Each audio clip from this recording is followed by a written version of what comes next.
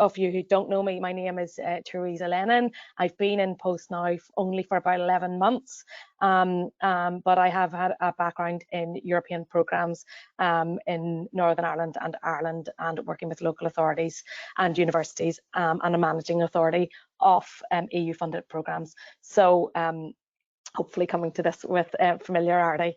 So regional assemblies in Ireland. So you can see on the map the three regions. You're all in the southern region. Brendan is in the northern and western region.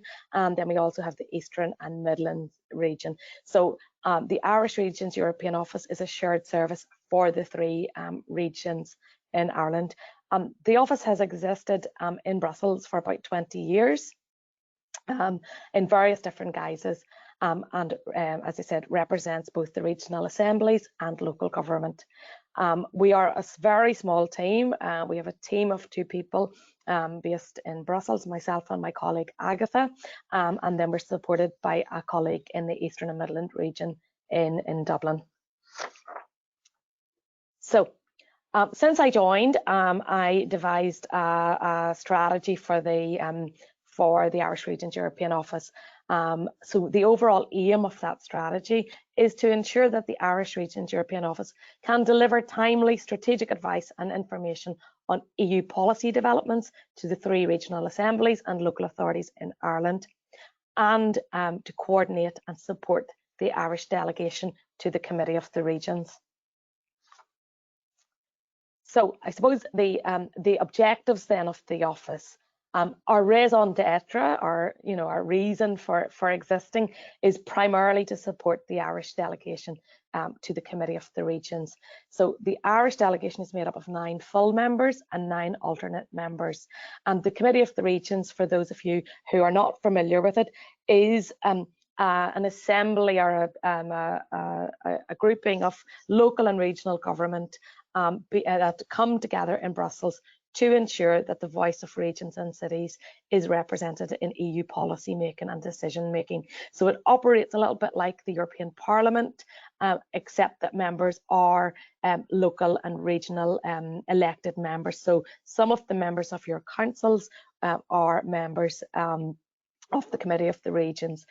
They don't have a formal decision-making role within the EU decision-making arena in the way that the Parliament and the Council do, but they have a strong advisory role, and certainly the voice of local and regional government is really strong and getting stronger all the time.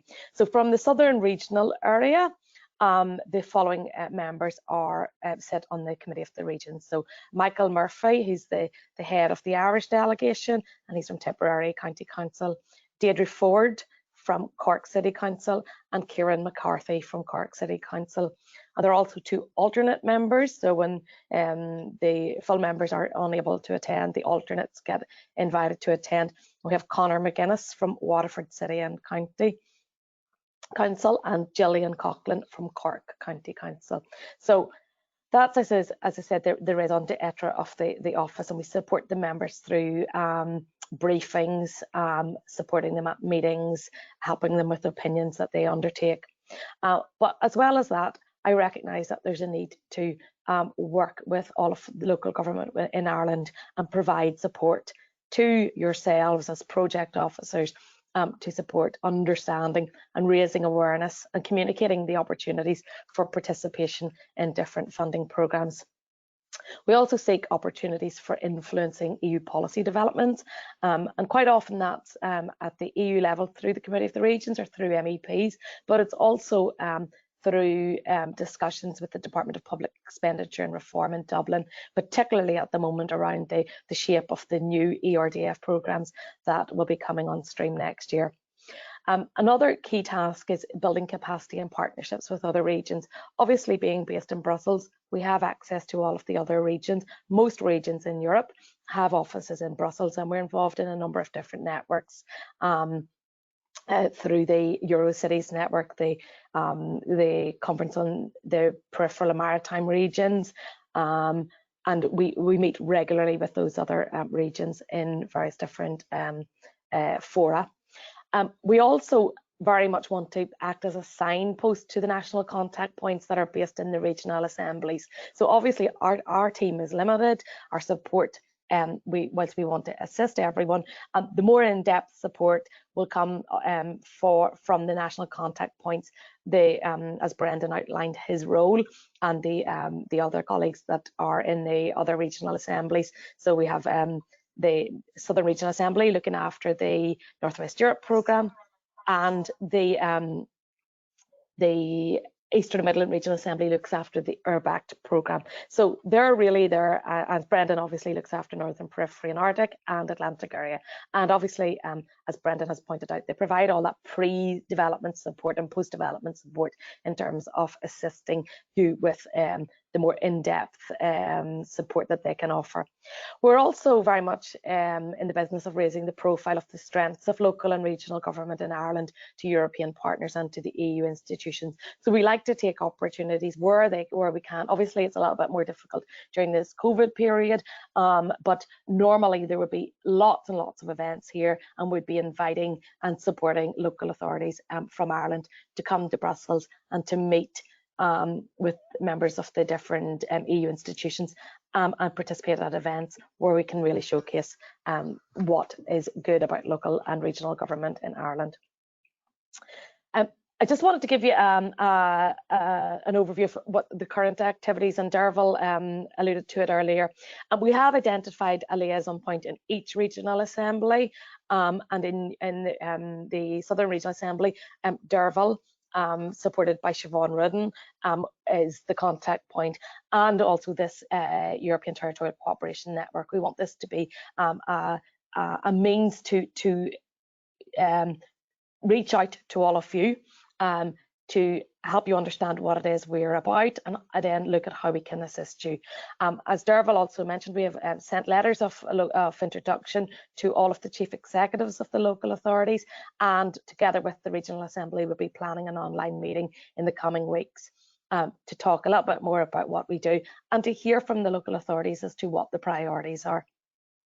In terms of showcasing, we've been very lucky to be successful in hosting an official workshop at the EU Regions Week, which many of you may know about.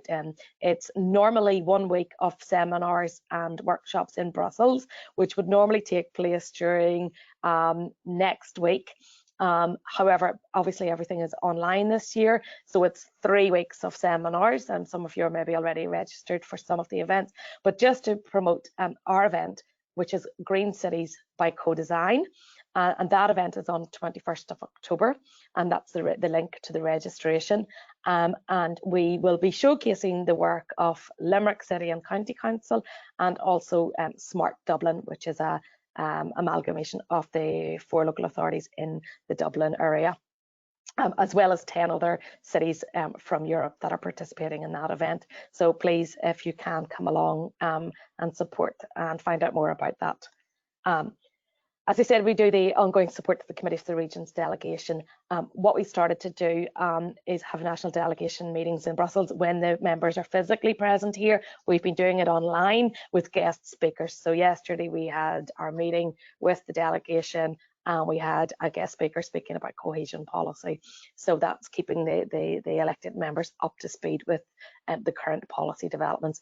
And as I said, we continue to feed our views, or the views of local and regional authorities, into the Department of Public Expenditure and Reform in terms of shaping the new cohesion policy programmes. And also then we've been responding to some of the public consultations, as Derval alluded to earlier, on the different programmes, to make sure that the views of Irish local authorities are being heard. Just a very quick slide then on our communication activities. That's our website link. We do have different sections on policy, funding, events, the work of the Committee of the Regions, and we also have a case study section. So if you are, I mean, and I know many of you on the webinar are running successful EU projects. If you would like us to showcase them, and I know if it's an EU programme, you'll have your communication activities and your targets to meet, and this is one way that you can showcase your work, your success. We'd be very happy to host that on our website. that's our Twitter addresses there, and we want to start to develop a newsletter, and that will happen in the coming months. We've also got a mailing list, and that's the list where we ask you to subscribe. So given all the GDPR regulations, we can't just bombard you with information. You've got to subscribe to receiving it. So if you would be so kind as to subscribe to that, we'll make sure that you receive the information. What I wanted to do now was just give you a very quick overview of some of the issues that are affecting Irish regions. So I don't want to go over time, but I do want to just give you a sense of the types of issues that will be relevant for local and regional authorities in Ireland. So you'll be aware, and probably from the Irish news as well as European news, the discussions on the EU budget are continuing, and these are continuing in an environment of an overall reduced budget. As Brendan mentioned, the UK leaving the EU means that there's a huge reduction in the amount that the EU has, and also countries are just more stuck for money given all of the constraints that are ongoing, and not to mention the pandemic. So a number of different packages have been proposed over the last number of months in relation to the pandemic. There's the React EU programme, the EU recovery package, and then there's the ERDF and ESF Plus and Just Transition funding programmes. I'm going to touch on some of these in a little bit more detail, but these will all be in some shape or form trickling back to Ireland, and in most cases to local and regional authorities. Policy priorities, which are particularly important for local government, is the Conference on the Future of Europe, and that's really looking at how Europe operates, how citizens become more involved, and there will be a role for local and regional authorities in terms of being able to support citizens getting more involved. So you'll be aware of the debate on, what's Europe done for me, etc., etc. And this is like a reflection period, and our elected members on the Committee for the Regions are very involved in this. So watch out for this coming. Brendan mentioned very much a focus on the low carbon economy, the carbon neutral, and the priorities of programmes, and that's no surprise given that the Green Deal was launched earlier this year, and it's the European Commission's, the European institutions' ambition to be climate neutral by 2050, I think. But it's certainly across all policy areas. The Green Deal and that focus on the low carbon economy is very much to the fore. We've also got issues like the digital single market, digitalisation, and obviously, which will be really relevant for rural areas, is the farm to fork strategy, the future of the common agricultural policy, rural development, leader programmes, and all of that. And then obviously Brexit and the implications that that's going to have on all facets of Irish life, including trade, cross-border cooperation, etc. Very quickly then, I wanted just to look at cohesion policy funding. So Derval mentioned this at the beginning. The cohesion policy funding, ERDF funding, is what I would call, and I think Derval called it as well, mainstream EU funding, which comes to Ireland and comes to the regions based on the gross national income of a given set of time in the last number of years. So for the package of proposals for cohesion policy, ERDF, ESF Plus, and all of the territorial cooperation programmes that Brendan mentioned, Ireland is expected to get about 1.195 billion. So it's a little bit less than in the current programming period. That'll be for the 2021 to the 2027 period. And then specifically on the ERDF programme, which currently the Southern Regional Assembly and the Northwest Regional Assembly act as managing authorities for that programme in Ireland. So that programme will continue. It aims to strengthen economic and social cohesion by correcting imbalances between regions. So Ireland's ERDF allocation is likely to be reduced from the current round that we're in. So for the next 7-year period, for ERDF, Ireland is expected to get about 396 million. And the rate of financing, co-financing from the EU is going to vary between the regions. So the Northwest region will get 60% co-financing from the EU as it's a region in transition. The Eastern Midlands region and the Southern region, which you are in, are considered to be more developed regions and therefore will receive 40% co-financing from the EU. So that means that for your region, 60% of the funding needs to be found nationally, either through your own local authority or through a government-supported scheme. In terms of the European Regional Development Fund, Brendan went through this in a lot of detail in terms of the priorities. The Department of Public Expenditure and Reform have decided that based on a needs analysis, based on lots of feedback and consultation with other departments and stakeholders like local and regional government, that the 3 priorities for the next round will be a smarter Europe, a greener Europe, and a Europe closer to the citizens. As Derval mentioned, the public consultation has just been completed, and as yet, there's no direction from government as to what the role of the regional assemblies will be in the management and implementation of the programmes. So we're working hard with government and the 3 regional assemblies to work out what is the role for regional assemblies in the delivery of these programmes.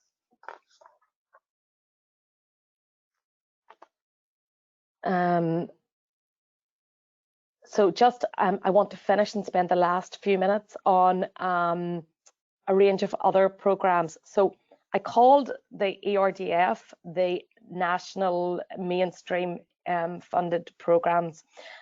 This list that I have in front of you now are a range of other competitive funding programmes that are mainly managed at the EU level in Brussels, either by the European Commission or by various agencies.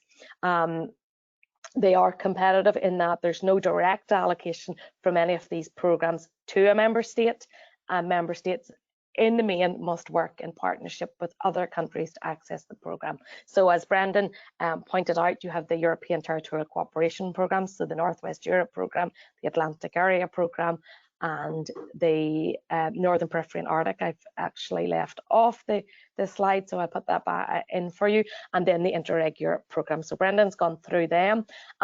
They're competitive programmes. You must work in partnership with others, and Brendan has touched on the priorities for those. The Horizon Europe programme then is the EU's programme for research and innovation. Relevant for local authorities, mostly seen as a programme for universities for carrying out research. However, quite often local authorities can be involved in terms of being a test case. So be it a smart cities initiative, be it environmental well-being, energy, health and well-being, or around security and potentially around security in urban areas, working with universities. And that really does a very competitive programme, needs partnership, and it needs local authorities to have a very distinct, clear outline of what it is they want to do. I would say your first point of contact in that is working with your local higher education institution and work out what they're doing and where there may be an option for a local authority to be involved. Life Plus funding then is around funding for the environment and for biodiversity.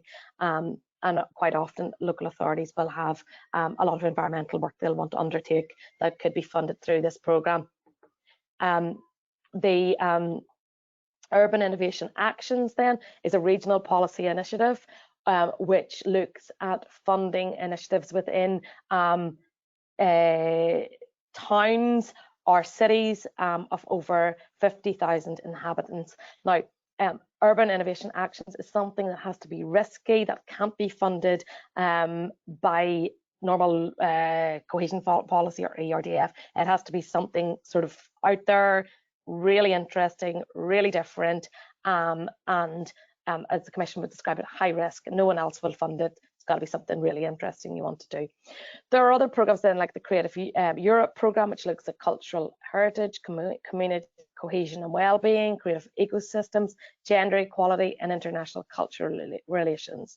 The Connecting Europe facility, this is a huge program which looks at energy and transport, but must it's a very large scale, maybe more difficult for some local authorities to be involved. It has to be something that potentially your national government is wanting to do anyway.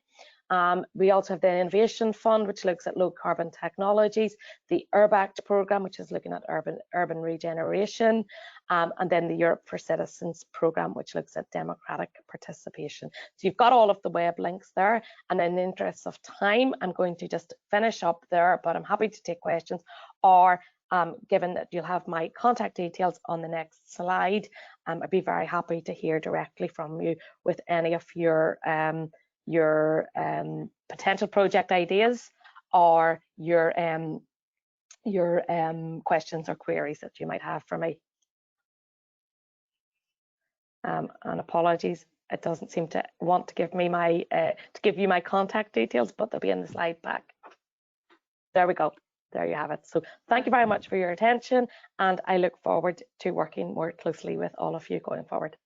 Thank you.